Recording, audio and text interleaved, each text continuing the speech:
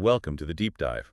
We're digging into a really potent historical account today from the Bible, Jeremiah chapter 52. That's right. It's a chapter that stands a bit apart, almost like an appendix detailing the grim reality behind the prophecies.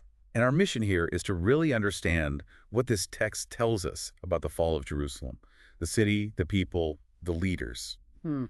It's quite a dramatic story. It really is, full of stark details. Okay, let's jump right in.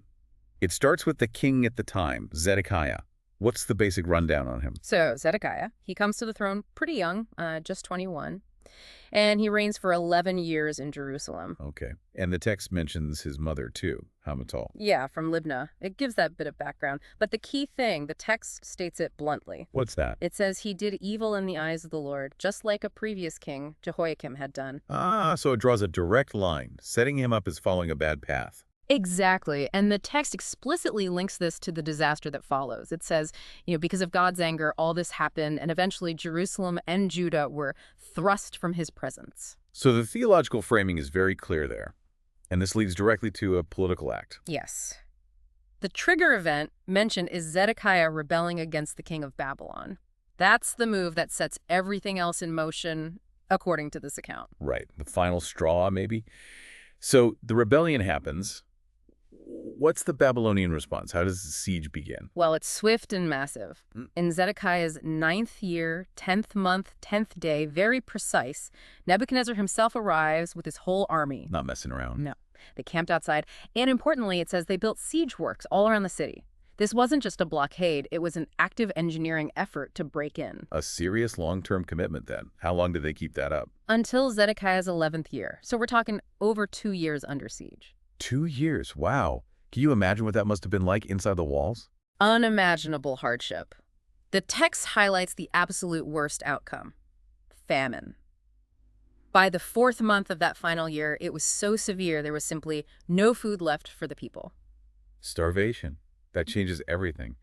So what happens when the defenses finally fail? The wall is breached. And interestingly, the reaction isn't a last stand. The army, they flee. They try to escape. Yeah, under the cover of night.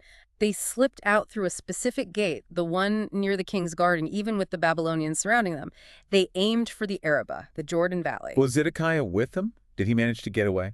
He was with them initially, but the Babylonian army went straight after him. They caught up with him on the plains of Jericho. And his army? The text says his soldiers just scattered, left him completely alone when he was captured. Captured. Okay, so where do they take the king? What's his fate? He's taken to Nebuchadnezzar, the king of Babylon, who set up camp at a place called Riblah, up in Hemah. Riblah, and that's where judgment is passed. Yes, and it's described in chilling detail. First, Nebuchadnezzar has Zedekiah's sons slaughtered right in front of him. He had to watch. Yes, before his eyes, the text specifies. Then, all the captured officials of Judah were also executed there. Good grief. And only after witnessing all that, they put out Zedekiah's eyes, blinded him. An incredibly cruel sequence. What happened to him after that? Blinded. Son's dead. They bound him in bronze shackles, took him off to Babylon as a prisoner, and that's where he stayed, in prison until the day he died. A complete and tragic end to his reign. Utter devastation for the king. So what the king dealt with, what about Jerusalem itself? Does the city survive? No. The focus shifts to the city's physical destruction. Nebuzaradan arrives. He's the commander of Nebuchadnezzar's imperial guard. When does this happen? This is timed slightly later, 10th day, 5th month, 19th year of Nebuchadnezzar. So after the capture. And his job is basically demolition. Complete demolition. The text lists it systematically. He set fire to the temple of the Lord. The absolute center of their religious life. Gone. Then the royal palace burned. All the houses in Jerusalem burned. It even adds every important building he burned down. Just scorched earth policy. Pretty much. And to make sure it couldn't be easily reoccupied or defended, the entire Babylonian army under his command then broke down all the walls surrounding Jerusalem, the very walls that held out for 2 years. So the city is rubble. The king is gone or dead. What about the ordinary people? Nebuzaradan manages the population too. He takes people into exile. The text mentions several groups. Who gets deported? It says some of the poorest people, interestingly. Also, those who remained in the city, the survivors of the siege, and the rest of the craftsmen. Craftsmen would be valuable, I suppose. Yes, and this is quite striking. Those who had gone over to the king of Babylon, the defectors, they get exiled too. Really? So switching sides didn't save them from deportation. Apparently not, according to this account, but crucially, not everyone is taken away. Who stays behind then? He leaves, and the text emphasizes this, the rest of the poorest people of the land. The rest. So some poor were taken, some were left. Exactly. And the ones left were assigned a task to work the vineyards and fields. It does make you wonder what the criteria were, doesn't it? Why some poor and not others? Age, health, maybe specific farming skills. The text doesn't say. It just shows that sorting process of conquest. Okay, people, buildings. What about the temple treasures? We know it was wealthy. Oh, yes. The text goes into remarkable detail about the looting of the temple. It focuses a lot on the bronze items first. Like the famous pillars. Precisely. The Babylonians broke up the two great bronze pillars, the movable stands, the huge basin called the Bronze Sea. All that bronze was carted off to Babylon. Just melted down for scrap, presumably. Or reused, yeah. And it wasn't just the big stuff. It lists everyday service items, too. Pots, shovels, wick trimmers, bowls, dishes, all the bronze temple service articles. And the gold and silver. Yep, listed as well. Basins, censers, sprinkling bowls, pots, lampstands, dishes, bowls for offerings, specifying these were all pure gold or silver. The level of detail is almost like an insurance inventory. It really feels like that, like someone is meticulously documenting the loss, or perhaps the sheer scale of the booty. It even states that the amount of bronze from just those major items, the pillars, the sea, the bowls underneath, the stands Solomon made, was literally more than could be weighed. An unbelievable amount of metal. Does it give dimensions for those pillars? Right. Boaz and Jachin. It does. Each one was 18 cubits high, that's what, around 27 feet? Wow. 12 cubits in circumference, so about 18 feet around. And interestingly, only 4 fingers thick, they were hollow. Huge, but hollow. And the capitals, the tops. Also bronze, 5 cubits high, another 7.5 feet, decorated with network patterns and pomegranates all around, both pillars similar. It even mentions the pomegranates specifically. It counts them. 96 pomegranates on the sides, 100 total around the network on each capital. That precision is just fascinating. It makes the loss feel incredibly specific. It really does. It's not just they looted the temple, it's they took these specific described things. Okay, so king dealt with, city destroyed, people exiled or left, temple plundered. What about other leaders who might have still been around? Priests, officials. Nebuzaradan rounded them up too. The text names names.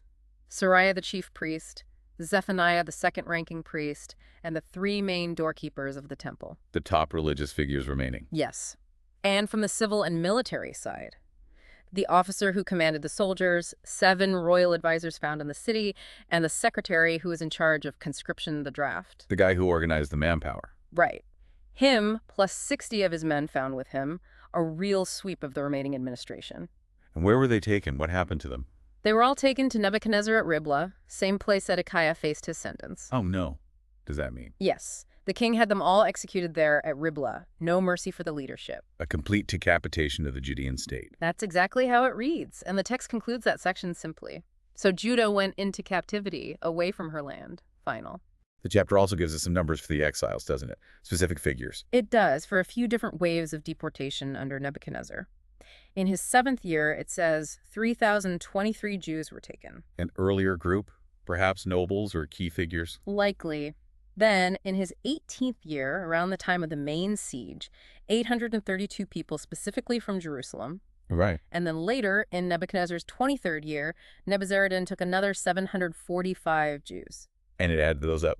Yes, it gives a total for these specific recorded groups, 4,600 people in all. It's probably not the total number exiled over time, but it gives concrete figures for these particular events. Right. Data points in the larger story. So we've had this narrative arc.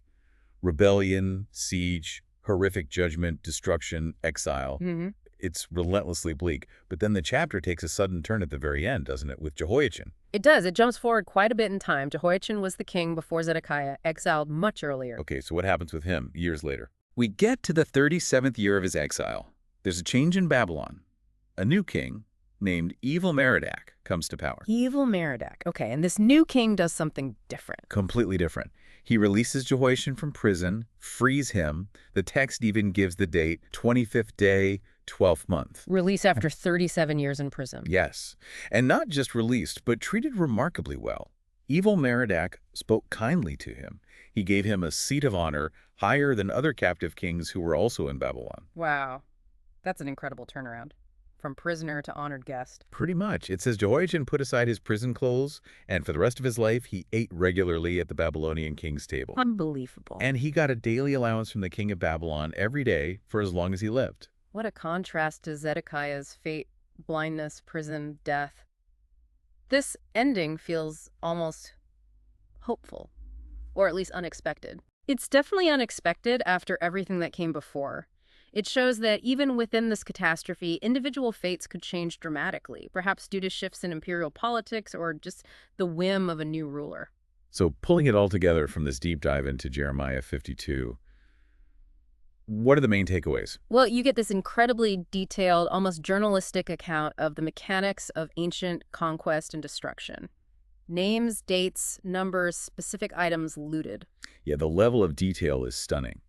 It really brings the fall of Jerusalem to life in a grim way. It shows the complete dismantling king, leaders, army, city, temple. Total system collapse, documented right down to the pomegranates on the pillars, but then that final twist with Jehoiachin. Right, it complicates the picture. It's not just unrelenting doom. There's this strange coda of, well, survival and unexpected favor for one key figure. It highlights the difference between the fate of the nation and the potential fate of individuals within that larger context. We've traced it all. Zedekiah's rebellion, the brutal siege, the judgment at Riblah, Nebuzaradan's fiery destruction, the exiles, the meticulous looting, the execution of the leaders, and then this surprising release of Jehoiachin. It's a powerful chapter, leaving you with a vivid sense of both the finality of the destruction and the unpredictability of life under empire. So what stands out most to you listening to this? Is it the sheer violence, the administrative detail of the destruction and exile, or that strange contrast between Zedekiah's end and Jehoiachin's later life? Yeah, and maybe here's something to really mull over. The text frames the destruction as a consequence of Judah's actions, particularly the king's.